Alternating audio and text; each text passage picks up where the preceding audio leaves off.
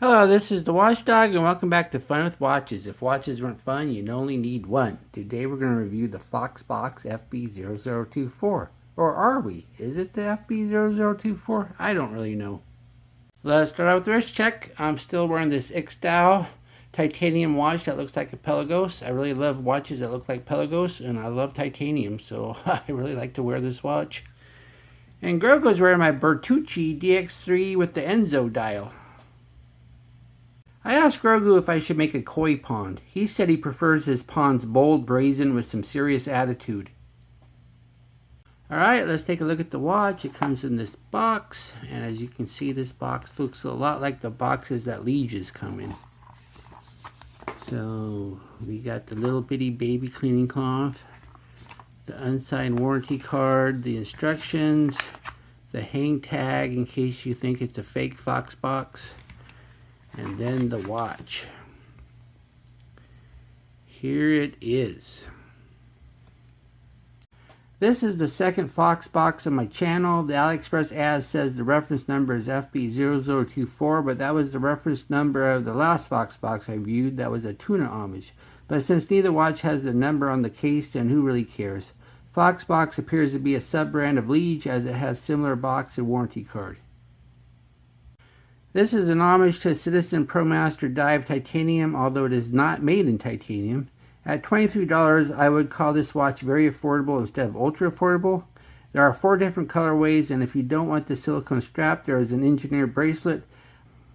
I chose the strap since bracelets in this price range tend to be pretty bad. Hindsight being 2020, I should have got the bracelet because it would have been a more informative review, but I corrected that because I ordered another FB0024 of the tuna design that did have an engineered bracelet, and I just unboxed it. So I'm assuming this would be the same bracelet you would get if you order this watch with the bracelet, and that bracelet looked pretty good. So I think you'll be okay if you do like a bracelet if you order it with this one. The watch is 42.5 millimeters at the bezel, but 45.8 if you measure at the little indents of the case. 42.9 millimeters lug to lug, so the lug to lug is slimmer than the width, which is rare for a watch. It is 13.6 millimeters thick if you count the bezel edges that stick up past the crystal. Has a 22 millimeter lug width and weighs 108 grams on the supplied silicone strap. The bezel is a 60 click unidirectional. The clicks are really mushy. You can really tell it's a cheap watch from the clicks. And there's back play. Does seem to line up though. Then the bezel insert looks really cheap. I don't like the bezel insert at all. I have a feeling it might just be a sticker. And as you can see, there is no lume pip. It just has, and this is not lumed at all either. So there is no lume on the bezel. So yeah, I don't like the bezel at all. Then we have the dial. The dial is supposed to be blue, but look how faded it looks. I really don't like the dial either. It's so faded. I want some blue in my blue dial. I think they really missed the boat on the dial. I don't know if I just got a bad one or not. I have to review the watch I have. But just looking at this dial, I really wish I would have bought a black one, because this dial, I hate the color. Then we have the applied luminuses. Then it says Foxbox up top. Then it says quartz water resistant and just 50 meters. So you do have more than the basic minimum. You get 50. Then we have the hands. These are definitely citizen style hands with the arrow minute hand and the cathedral hour hand. And then we have the second hand, and there doesn't seem to be any lume on the second hand, but it does hit the marks. And then we have a date window, and no cyclops. We have an unsigned push-pull crown. You only get 50 meters, so you're not going to get a screw down usually for 50 meters. Let's see if the crown action is any good. Alright, let's see if it jumps when we press it in. And that would be no. So at least it's got good crown action, which is rare for a watch in this price range.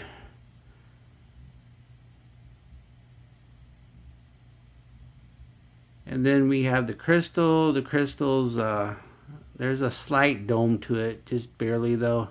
And it's mineral glass, not sapphire. But yeah, you can see the dome there, and you can see some distortion, so it's not double domed. Who would expect double domed at this price? And then we have the case. The ad says stainless steel, and I don't know if it is or not. I don't know if this is a chrome plated alloy or not. As you can see, it's a matte finish. And usually when something has a matte or brush finish on it and then it's chrome plated, it looks really odd and out of place. And this one seems to look okay, so it might be steel. And but it feels good, it's solid, and if it is an alloy, it's a very well done alloy. I do like the case. I think the case is the best thing of this watch. Then we have the Caseback. It's just a press on because you're not going to get a screw down usually if you only have 50 meters. It says all stainless steel, 5 ATM water resistant, and then it says 1853 Foxbox, and I'm pretty sure Foxbox has been around since 1853. They probably just did that because of Tissot. And I don't know why, because this doesn't look like a Tissot, this looks like a Citizen. Underneath the Caseback is a movement of unknown origin. I'm assuming it's Chinese. It doesn't say in the ad, and I don't want to take the Caseback off to look because usually you don't see anything anyway. One thing I wanted to point out though, even though this is a day date, as you can see, it's set to Sunday right now. And let me go all the way around. And we're going to go and go and go. And as you can see, the Sunday turns to Monday, which turns to Monday. So there's only English days here. There's no Chinese and there's no Spanish. You only get English, which I guess is fine since they're mainly selling these to America anyway. I guess it doesn't bother me if it's only English.